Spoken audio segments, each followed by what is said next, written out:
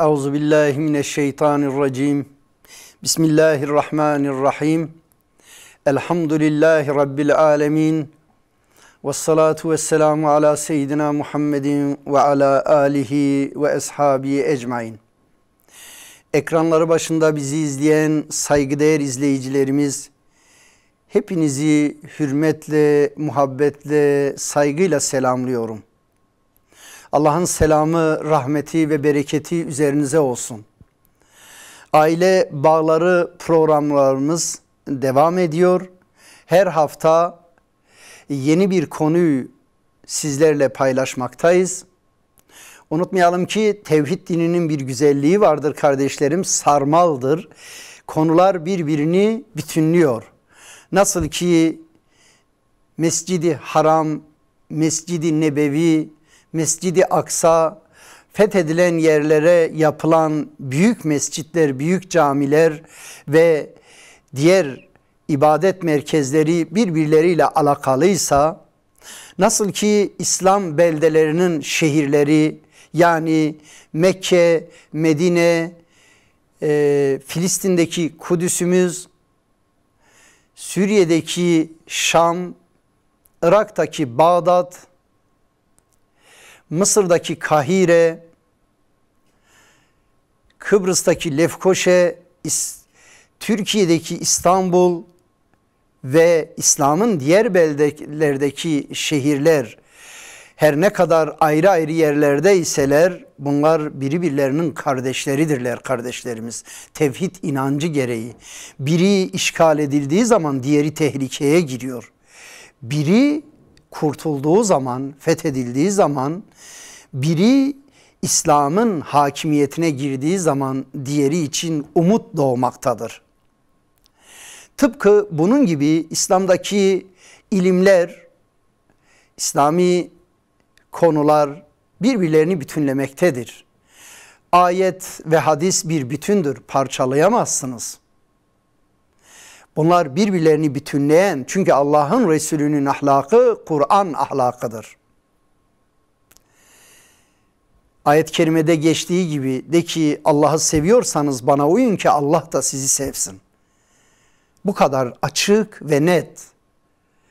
Evet, Allah'ı seviyorsak Allah'ın gönderdiği ilahi müfredatı icra eden Allah'ın Resulüne uymak zorundayız.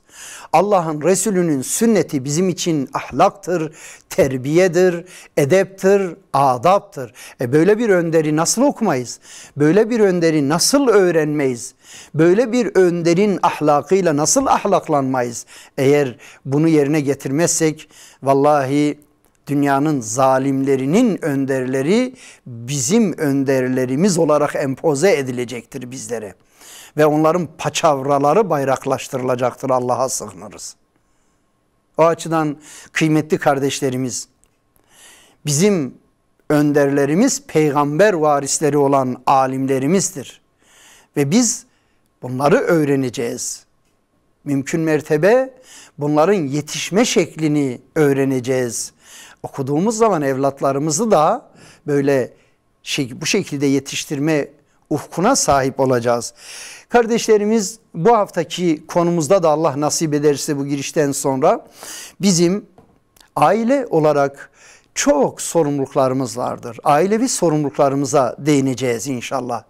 Yani ailevi sorumluluklarımızın kendine has genel bir tabir her ne kadar kullandıysak, bu genel bir tabirin içinde çok muhtelif konular vardır.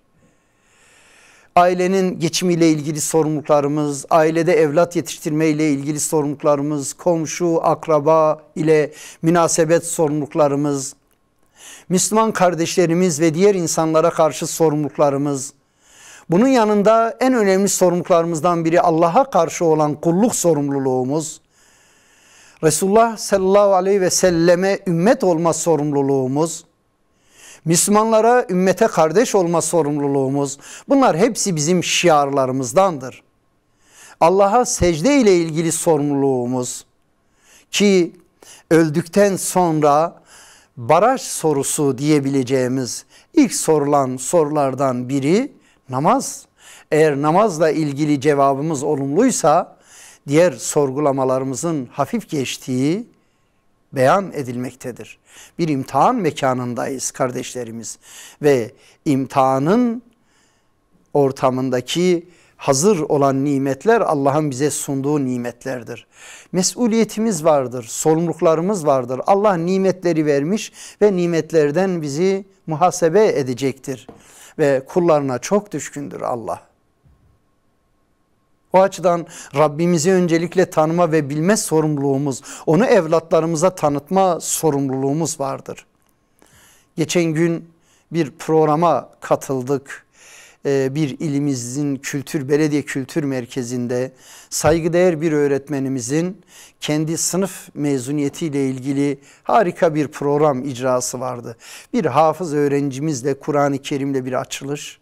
Sonra çocuklarımıza sahibimizin 99 ismini en iyi şekilde öğretme ve onunla bir ilahi çalışması. Bunun yanında muhtelif güzel skeçler, güzel sunumlar, çocuklarımızın yetenekleri neyse o yetenekleri doğrultusundaki sunumlar yapması harikaydı. Doğrusu öğrenci olmuş olsaydım orada da ifade ettim. Böyle değerli öğretmenime öğrenci olmak isterdim. Çünkü bizim dönemimizdeki öğretmenimiz gerçekten bir vahşiydi yani. Allah kimsenin başına getirmesin. Allah'ın verdiği akılla Allah'ı inkar etmeye çalışan bir zavallı zalimdi. Kardeşlerim, düşünebiliyor musunuz? Yatılı bölgeye, imkanlarımız yatılı bölgede okumaya el veriyor ve yatılı bölge okulunda olan öğretmen yatılı bölgede devletin İAŞ'e gönderdiği ambarda lokum getirip bize dağıtacak. Uzun bir pardösüsü var. Zaman zaman bunu anlatırım. İbret alınacak sahnelerdir. Çocuklarımız üzerinde oyun oynayan zalimler vardır. Öğretmen denen belalar vardır. Ama az önce ifade ettiğim öğretmen gibi saygıdeğer öğretmenlerin ellerinden öpüyoruz. Allah sayılarını artırsın. Pardösünün altındaki lokumu açmadan önce çocuklar Allah'tan isteyin size lokum versin. Biz de Allah'ın bize lokum ver. İlkokul 3. sınıf talebesiyiz, 2. sınıf talebesiyiz. İlkokulda tek öğretmen 4'e kadar, 5'e kadar eskiden okutuyordu.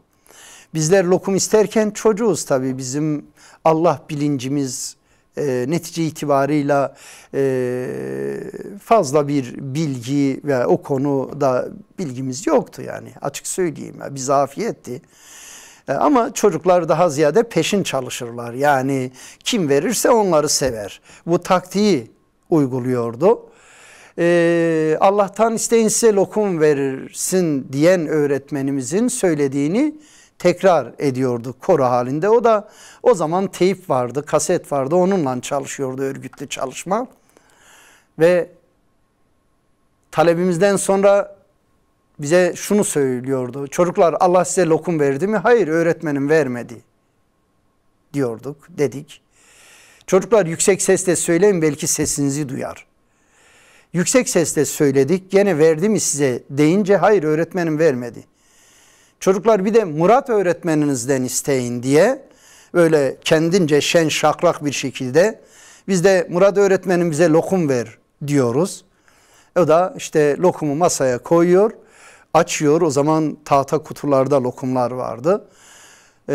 Birer tane o zamanın mendilleri, kendine has peçeteleri vardı. Onların üzerine koyup ve afiyet olsun diyordu. Bilmiyorum, eğer o öğretmenimiz yaşıyorsa Allah ıslah eylesin. Ölmüşse zaten işi bitmiştir, artık diyecek bir şey yok. Sahibine havale olacaktır o. Allah'ın verdiği aklı Allah'a karşı kullanan bir zalim öğretmendi. Kardeşlerim. Ve biz nereden bilelim ki Allah'ın verdiği akılla o lokum yapılmış? Çocuğuz. Bilseydik onun ağzının payını verirdik. Ama sonradan sahibimizi tanıdık. Sahibimizi çocuklarımıza tanıtın, erken tanıtın. Yerin ve göğün sahibi Allah'tır. İçindeki nimetlerin sahibi Allah'tır. Her şeyi görüyor, her şeyi biliyor, her şeyi işitiyor. Bunu lütfen öğrenin. Öğrenmeseniz suç ortağı olursunuz. Çünkü çocuklarımızın üzerinde birçok ideolojik yapılar, oyunlar oynamaktadırlar. Deistlerdir, ateistlerdir. efendime söyleyeyim kapitalistlerdir, Marksistlerdir, Leninistlerdir. Var da var yani İslami değerlerden uzaklaşanların her biri bir izi, bir yolu, bir girdabı, bir çukura doğru itilmektedir maalesef. Ve birçok izimler vardır. Hedonizm, yani kapitalizm var da var, birçok din var ve küreselleşen dünyada değerli kardeşlerimiz, sevgili yavrularımız özellikle ekranlarla haşır neşir olduğu zaman vallahi dağarcıkları zehirlenecektir. Eğer bizler mükemmel olan dinimizi öğretmezsek o güzel değerlerimize karşı açılan savaşta yenik düşeceğiz. Onun için ben bir kardeşiniz olarak, yani eğitim öğretimin her kademesinde çalışıp ilçe milli eğitim müdürlüğü yapan bir kardeşiniz olarak, inanır mısınız çocuklarım zehirlenmesin diye evimize ekranları sokmadık belli bir aşamaya kadar. Çocuklarımız çocukluk yıllarında sahibini, yani yaratılış fıtratı olan İslam'ın gereği olan sahibini tanıma ve inancının gereklerini tanıma görevi biz babaların ve annelerin görevidir. Aile büyüklerinin görevidir, dedelerin görevidir, nenelerin görevidir, halaların görevidir, teyzelerin görevidir. Silah-ı Rahm dediğimiz sadece böyle bir yemek ikramı değildir. Bizim ruhumuzu aç bırakmamamız lazım. Maneviyatımızı da doyurmamız lazım. Allah için, Allah rızasını takip ederek sevgili yavrularımıza destek sunmamız lazım. Onları Allah'a kul olarak yetiştirme sorumluluğumuz vardır. Bu noktada kapasitesi olan tüm kardeşlerimiz mesuldurlar. İyiliği emretme ve kötülükten men etme görevimiz vardır. Kurtuluşa erenler aslında bunlardır yani. Aranızda iyiliği emredip kötülükten men eden bir topluluk bulunsun. Ayet-i kerimede öyle beyan edilmektedir. Gerçek kurtuluşa erenler bunlardır. Onun için bizim medeniyetimizin kaynağı yazılıdır. Hem de ilahidir. Şüphesiz doğrudur. Hem de korunmaya alınmıştır Rabbimiz tarafından. Ve Rabbimiz tarafından korunmaya alınanı bizim de kendimize meczettirmemiz, öğrenmemiz ve yaşama dökmemiz lazım. Aksi takdirde bizim için özel olarak korunma garantisi olan kitapla aramıza mesafe koyan dünya sömürüsü, dünya emperyalizmine karşı yenik düşeceğiz ve beldelerimiz tek tek düşmektedir. Yok efendim burası işgal edilemez, şurası efendime söyleyeyim korunmaktadır. Yani Endülüs fethedildi, 400 yıldan fazla Müslümanların elinde kaldı. Şu anda İslam namına bir şey kaldı mı? Evet, Birinci Dünya Savaşı'nda Osmanlı Devleti'nin fetih alanlarının hepsini imha etmeye çalıştılar. Özellikle Osmanlılar noktasında dünyanın sömürü düzenleri önce Avrupa'da durdurma, sonra da Balkanlardan atma, sonra da tüm İslam beldelerini işgal etme. Ve maalesef Suriye'mizi işgal ettiler, Irak'ımızı işgal ettiler ve Filistin'imizin hali ortada. Bir fetret dönemini yaşıyoruz. Umudu Allah'tan kesmiyoruz. Bize düşen görev var. Bize düşen sorumluluk var. Olumsuzluğu konuşmak yerine çözüm üretmek ve yapmamız gerekenleri yapmamız lazım. Evlatlarımızı Müslüman olarak yetiştirmemiz lazım. Bu zalimlerin ortakları yapmamamız lazım. Onlara seyirci kalanlar onların ortakları olur. Zulme seyirci olmak Müslümana yakışmaz. Müslüman zulme karşıdır, zulme karşı mücadele eder. Tıpkı Habil'in Kabil'e karşı, tıpkı Hazreti İbrahim'in Nemrud'a karşı, Hazreti Musa'nın Firavun'a karşı, Hazreti Resulullah'ın Ebu Cehillere karşı verdiği mücadele gibi bizim de çağın zalimlerine karşı mücadele vermemiz lazım. Zalimler hem zulmediyorlar hem de utanmadan inkar ediyorlar sahibimizi ve sahibiniz varsa gelip sizi kurtarsın derler. Allah bizim elimizle kurtaracaktır. Biz Allah'ın dinine yardımcı olursak Allah da bize yardımcı olur. Bu açıdan kardeşlerimiz, sorumluluklarımız vardır. Görevlerimiz vardır. Evlatlarımızı Allah'a kul olarak yetiştirme görevimiz vardır. Zariyat suresi 56. ayette ben cinleri ve insanları yalnız bana ibadet etsinler, yalnız bana kulluk yapsınlar diye yarattım. Nimeti yiyeceğiz, nimetin sahibini tanımayacağız. Nimetini yiyeceğiz, güneşinden tutun topraktaki ikram ettiği nimetlere kadar, bizi eşrefi mahluk olarak yaratılış mükemmelliğine kadar. Bunlar birer nimettir. Evlat nimetine kadar, ilim nimetine kadar saymakla bitiremeyiz ki. Bir tarafta bu nimetlerden istifade edeceğiz. Öte tarafta Allah'ın verdiği akılla Allah'a savaş açacağız. Allah'a isyan edeceğiz. Bir Müslüman için asla düşünülemez. Öyleyse Müslüman kardeşim, gelin kurum ve kuruluşlarımızla, İnanç değerlerimizle el ele verelim, kardeş olmayı yaşayalım. Tıpkı Allah'ın Resulü'nün Mekke'den Medine'ye hicret ettiği gibi, zaten iman edenler kardeştir, bizzat uygulamalı kardeşliği yaptığı gibi. 6-7 aydan fazla bir süre Ebu Eyyub el-Ensari'ye misafir oldu.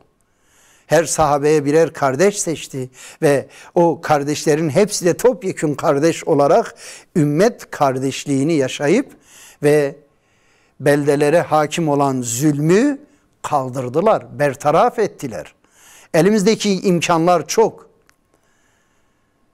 Bir Müslüman için ayıptır ki patates, domates derdine düşsün, onun pahalılığının derdine düşsün. Bizler özellikle seferberlik döneminde büyüklerimiz, kardeşlerimiz, şöyle bir geçmişteki büyüklerimize bir soralım. 1920'li yıllar, 30'lu yıllar, 40'lı yıllar, hatta 50'li yıllarda bugünkü bolluğun çeyreğinin çeyreği, yani bugünkü bolluğun esamesi yoktu. Açlık vardı, sefalet vardı. Karneyle alışverişler. Kişi istediği kadar ürün alamıyordu. Şimdi bizler bolluk içinde fakirsek bu neye benziyor? Resulullah Efendimiz hadis-i şerifte belirttiği gibi bir vadi dolu altın olsa ikinci bir vadiyi isteriz. Var olanlarla yapabilecek çok şeyimiz var. Zekatımız var, sadakamız var, fitremiz var. Müslüman kardeşlerimize maddi ve manevi desteklerimizi sunmak zorundayız kardeşlerimiz. Bu açıdan Allah'a kul olarak kendimiz ve evlatlarımız bir hassasiyete sahip olmalı. Kulluğun gereğini öğrenip yaşamalıyız.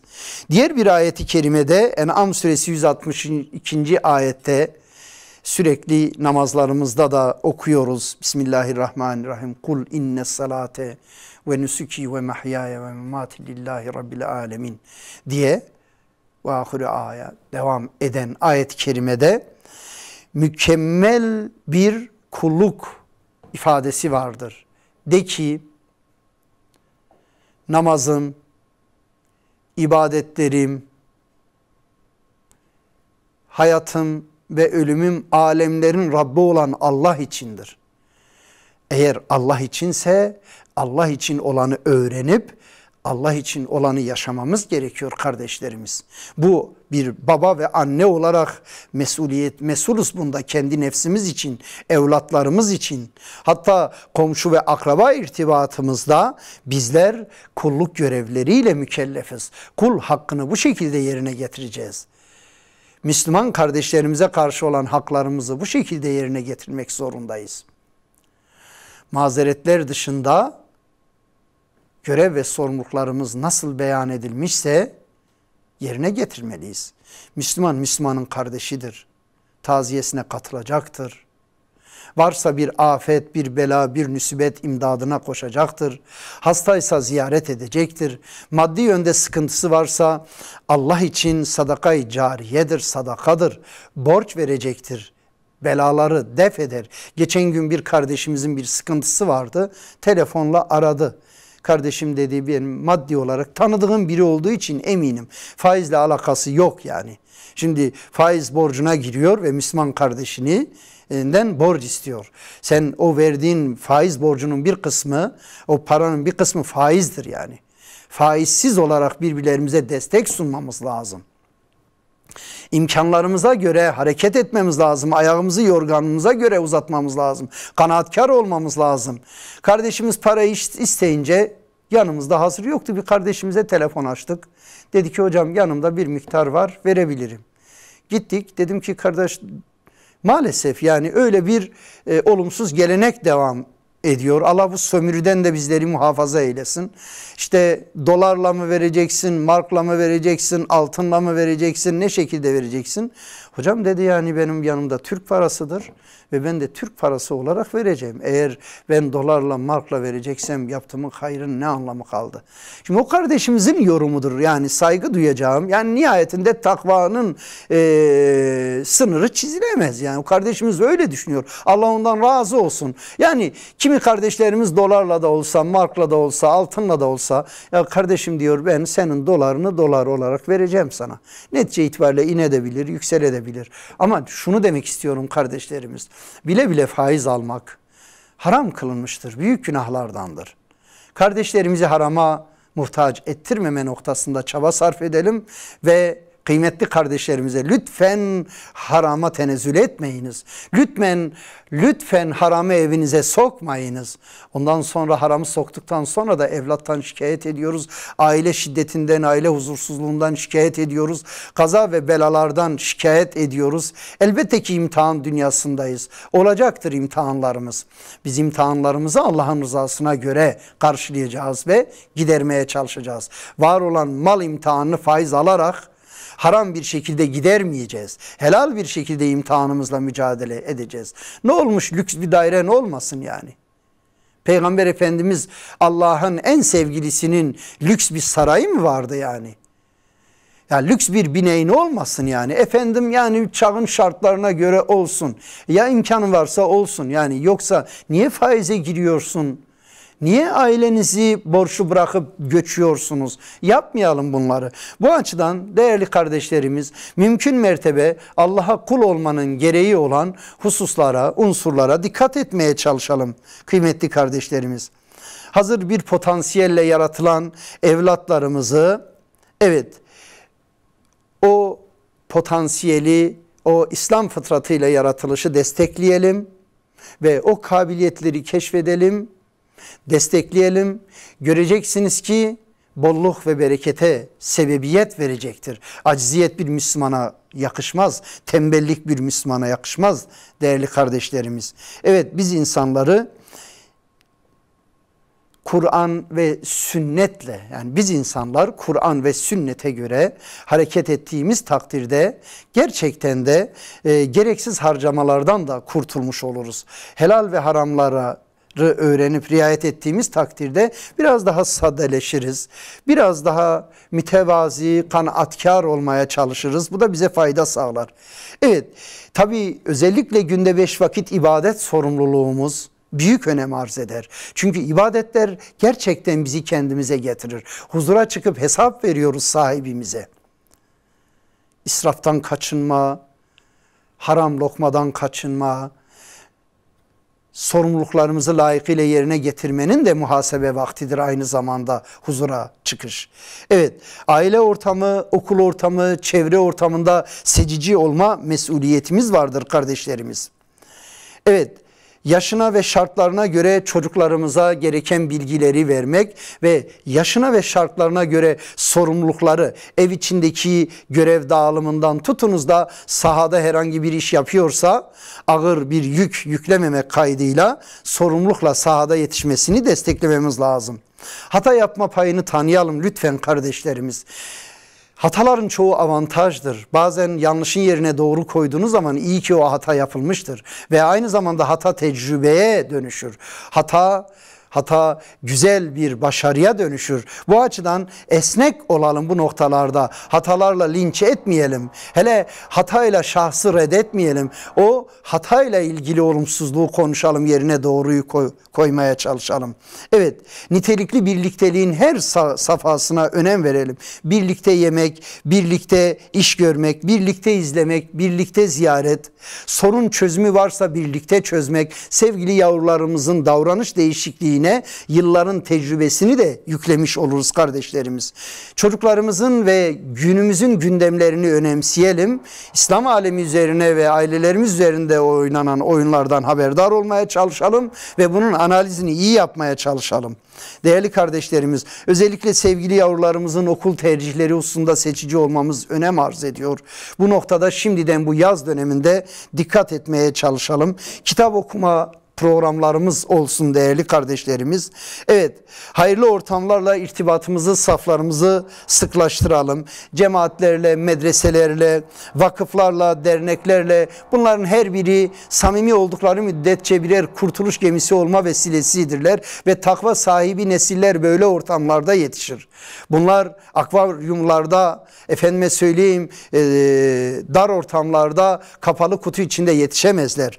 Evet, dijital ortamla irtibatlarımızı Allah rızasını gözeterek yerine getirme çabası içinde olmalıyız. Yani bu YouTube'un yöneticileri nesillerinizi biz yetiştiriyoruz diyorlar. Biz peygamber konumundayız adeta onlar için. Onlar bizi izliyorlar, bizi dinliyorlar. Lütfen bunun farkına varalım ve günlük ortalama olarak 7.52 dakika, 7 saat 52 dakika internet izlenmektedir. Sağlıklı izleme ve dinleme noktasında ailevi sorumluluklarımız vardır. Kıymetli kardeşlerimiz, bunları yerine getirelim. Her nimetin imtihanı kendi cinsindendir. İmtihanları da Allah rızası için bertaraf etmenin yoluna bakalım. Unutmamak lazım ki dünya ancak İslam'la huzur bulur kardeşlerimiz. Dünya ve ahiret saadeti ancak İslami bir hayatla mümkündür. Kurtuluş imandadır, takvadadır, İslam'dadır. Küresel sömürünün belasından ancak İslam'la kurtulabiliriz. Ve kıymetli kardeşlerimiz, programımızın sonuna geldik. İyi ki Müslümanız. Müslüman olmanın gereğini yerine getirmeye çalışalım. Hoşça kalınız. Allah'a emanet olunuz kardeşlerimiz.